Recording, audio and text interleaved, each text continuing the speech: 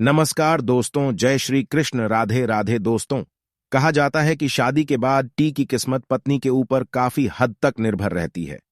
शादी के बाद कुछ लोगों की किस्मत पूरी तरह से बदल जाती है और सफलता की राह पर चलने लगती है। वहीं कुछ लोगों की किस्मत शादी के बाद से ही बर्बाद होना शुरू हो जाती है। बर्बादी का कारण पत्नियों की कुछ गलतियां भी हो सकती है। भविष्य पुराण में पति पत्नियों के कुछ नियमों का जिक्र किया गया है, जिसमें पत्नी की कुछ गलतियों के बारे में बताया गया है। अगर पत्नी शादी के बाद कुछ गलती करती है, उसका सीधा असर उसके पति पर और उसकी किस्मत पर पड़ी देता है। अगर आप पति के साथ भोजन करती है तो ये वीडियो जरूर देखिएगा। तो दोस्तों, चलते हैं और सुनते हैं गुरुजी से कि वो क्या कहते हैं इसके बारे में। नमस्कार दोस्तों, स्वागत है आप सभी का एक बार फिर से। दोस्तों, सच्ची श्रद्धा से कमेंट में जरूर लिखें, हर हर महादेव, राधे राधे। दोस्तों, आपने यह कहावत सुनी होगी कि हर सफल इंसान के पीछे एक औरत का हाथ होता है। ये कहावत यूं ही नहीं कही गई है। दरअसल हिंदू पुराण में भी पति की सफलता के पीछे पत्नी को ही अहम कारण माना गया है। कई मामलों में तो पति की तरक्की भी रुक जाती है। इसलिए शादी के बाद पत्नी को कुछ कायदों का ध्यान रखना चाहिए। तो चलिए जानते हैं ऐसे नियम कायदों के बारे में जो पत्नी को जरूर पालन करने चाहिए। लेकिन उससे पहले आपसे रिक्वेस्ट है कि अगर आपने हमारे चैनल को अभी तक सब्सक्राइब नहीं किया तो जल्दी से सब्सक्राइब कर लीजिए। दोस्तों, पत्नी की ये 5 गलतियां पति को बर्बाद कर सकती है। पहली गलती, सुबह दें फिर से उठना। कोई भी पत्नी अगर सुबह सूर्योदय के बाद भी बिस्तर पर सोती रहती है तो वहाँ काफी मात्रा में नकारात्मक ऊर्जा पैदा होती है। ऐसा कहा भी जाता है कि देर से उठने वाली महिलाओं के पति को हमेशा दुर्भाग्य का सामना करना पड़ता है। इस ऊर्जा का सीधा प्रभाव पति के सौभाग्य पर पड़ता है और पूरा दिन बेकार जाता है। इसीलिए पत्नी को हमेशा सूरज निकलने से पहले उठ जाना चाहिए। दूसरी गलती, साफ सफाई ना रखना। जो महिलाएं अपने घर की साफ सफाई नहीं करती तथा जिनके कमरे से बदबू आती है, वहां दरिद्रता को आने में देर नहीं लगती। यथार्थ पति की कमाई पर भी असर होने लगता माना जाता है। जो महिला गंदगी रखती है उसके पति का खर्च ज्यादा होता है। इसलिए पत्नी को घर और कमरे की हमेशा साफ सफाई करनी ही चाहिए। तीसरी गलती, पत्नी का रोज नहीं नहाना। जो भी पत्नी या महिला रोज नहीं नहाती है, यह अपने आप को साफ नहीं रखती है। वो महिला नेगेटिव एनर्जी हुई रहती है और इसके इर्द गिर्द नेगेटिव और ऊर्जाओं का भी आभास होता है। दोस्तों, ऐसे में पति आलसी हो जाता है और उसे काम में या किसी भी चीज में मन ही नहीं लगता। चौथी गलती, पत्नी का लड़ना और कटु वचन बोलना। अगर महिला अपने पति से हर बात पर लड़ती है या झगड़ती है तो पति का माइंड डाइवर्ट हो जाता है, जिसका असर उसके काम और व्यवहार पर भी दिखता है। पांचवी गलती, खाने में भेदभाव करना। जो कोई भी महिला अपने पति को खुशी मन से या तहे दिल से खाना नहीं खिलाती, उसके पति की बर्बादी वहीं से शुरू हो जाती है।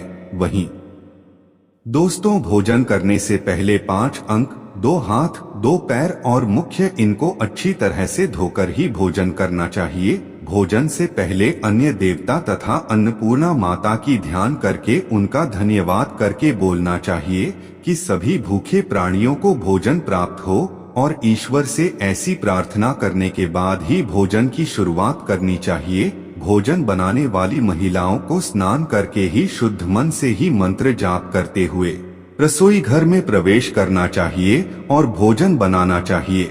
इसी के चलते दोस्तों, सबसे पहले 2 रोटियां एक गाय के लिए और एक कुत्ते के लिए अलग से निकाल कर रखते हैं और फिर अग्निदेव को भोग लगाकर ही बाकी घर वालों को खाना खिलाएं। दोस्तों, आपको बता दें कि भोजन के नियम में सबसे खास है भोजन करने की दिशा।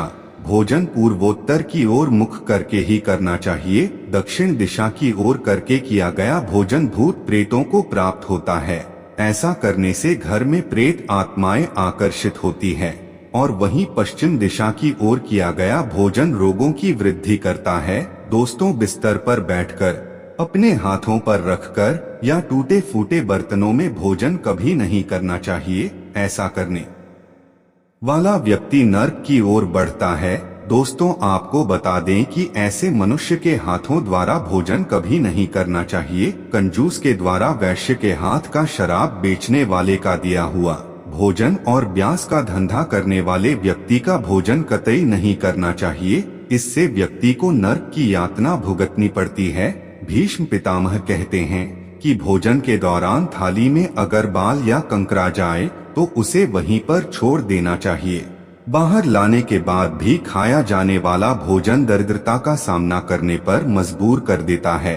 थाली को अगर कोई व्यक्ति लांग जाए या ठोकर लग जाए तो ऐसा भोजन दूषित हो जाता है, इसे ग्रहण नहीं करना चाहिए। दोस्तों, भीष्म पितामह ने अर्जुन को बताया कि एक थाली में जब भाई भाई भोजन करें तो वो अमृत के समान हो जाता है। ऐसे भोजन में धन, धान्य, स्वास्थ्य और लक्ष्मी की नदी होती है।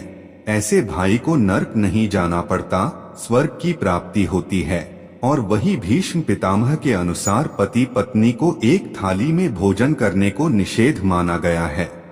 भीष्म पितामह के अनुसार एक ही थाली में पति पत्नी भोजन अगर करते हैं तो ऐसी थाली को मादक पदार्थों से भरी हुई थाली माना गया है। पत्नी को पति के भोजन करने के उपरांत ही भोजन करना चाहिए, जिससे घर में सुख समृद्धि बढ़ती है और 7 जन्मों तक का साथ मिल जाता है। वहीं पतियों के लिए भी जरूरी है कि वो घर की लक्ष्मी यानी अपनी घर की औरतों का सम्मान करें, उन्हें हमेशा खुश रखें।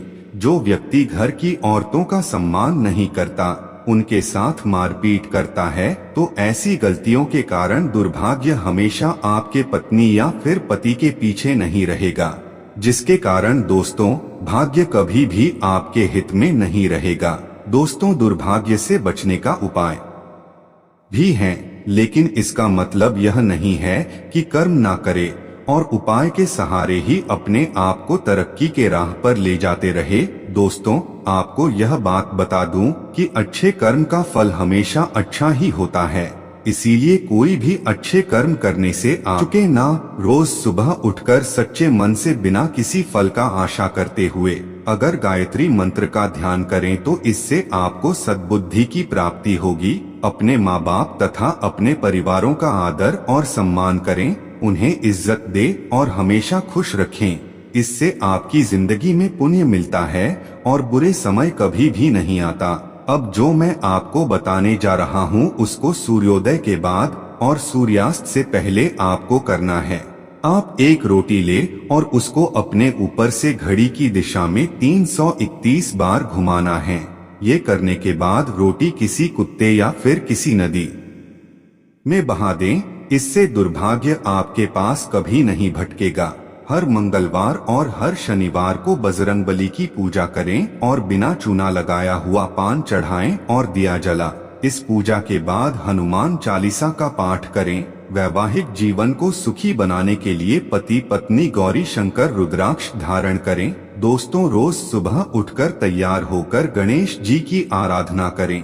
इससे आपके जीवन में जितनी भी मुसीबतें हैं वो टल जाएंगी। सायंकाल के समय घर के सभी सदस्यों को मिलकर आरती भजन करना चाहिए। भारतीय परंपराओं में ये शामिल हैं। इसके पीछे ना धर्म है बल्कि इससे घर में सकारात्मक ऊर्जा का संचार होता है, देवी लक्ष्मी का घर में आगमन बना रहता है और सुख समृद्धि आती है। संध्या के समय रोने, उदास बैठने से नकारात्मक भाव का संचार होता है। ऐसा ना करे दोस्तों, ऐसा ना सिर्फ हिंदू धर्म में लिखा हुआ है बल्कि अन्य धर्मों में भी कहा गया है। इसी के साथ ही दोस्तों, आमतौर पर बहुत सी महिलाएं से बहुत सी गलतियां होती हैं। इस बात का जरूर ध्यान रखें कि जब भी घर में पति खाना खाने के लिए बैठे तब आपको सुंदर और सुशील और अच्छे व्यवहारों के साथ आपको पति को खाना खिलाना चाहिए। लेकिन अक्सर महिलाएं क्या गलती करती है कि जब भी पति खाना खाने बैठते हैं, अब बहुत से घरों में पत्नियां विशेष रूप से उन्हें नई नई बातें बताती है और कई बार तो कड़वे वचन भी खाना खाते समय बोल देती है। दोस्तों, कड़वे वचन अगर खाना खाते समय पति के कानों में पड़ते हैं तो उस घर में कभी भी देवी लक्ष्मी का वास नहीं होता और उस घर में सदैव कलह होता है और आतंकियों का माहौल छाया रहता है। तो दोस्तों इस कारण यह गलती आपको भूलकर भी नहीं करनी चाहिए। तो यह जो कुछ उपाय जिससे आप दुर्भाग्य को सौभाग्य में बदल सकते हैं। साथ ही मैंने ये भी आपको बताया कि कौन सी ऐसी गलती है जो पत्नी अगर करती है तो उसका सीधा असर उसके पति पर पड़ता है। दोस्तों उसके पति का दुर्भाग्य आ ही जाता है और वे कभी भी अपने मुकाम को नहीं पा सकता जो वो पाना चाहता है। अपनी जिंदगी में वो रिश्तेदारों में सबसे पीछे रह जाएगा, उसे सफलता नहीं मिलेगी। तो दोस्तों अगर आप भी उन महिलाओं में से एक है जो चाहती है कि उनके पति तरक्की करें, उनके घर में सकारात्मकता का संचार हो, धन का आगमन हो, उनके पति को हर वो मुकाम हासिल हो जो हो पाना चाहते हैं, तो आप इन गलतियों को करने से बचें। कभी भी एक ही थाली में पति पत्नी भोजन ना करें। इससे आपको पता ही है कि आपके घर में नकारात्मक ऊर्जा का संचार होगा, घर में आएगी। इसी के साथ ही अगर आप ये चाहते हैं कि ऐसा ना हो तो ऐसी गलतियां भूलकर भी ना करें। तो दोस्तों आज की वीडियो में बस इतना ही ज्ञान। अगर वीडियो आपको थोड़ी सी भी ज्ञानवर्धक लगी तो वीडियो को लाइक कीजिए, शेयर कीजिए, साथ ही हमारे चैनल को सब्सक्राइब कीजिए ताकि वीडियो की अपडेट आपको मिलती रहे। साथ ही कमेंट सेक्शन में जय माता दी लिखना ना भूलें। आपका बहुत बहुत धन्यवाद।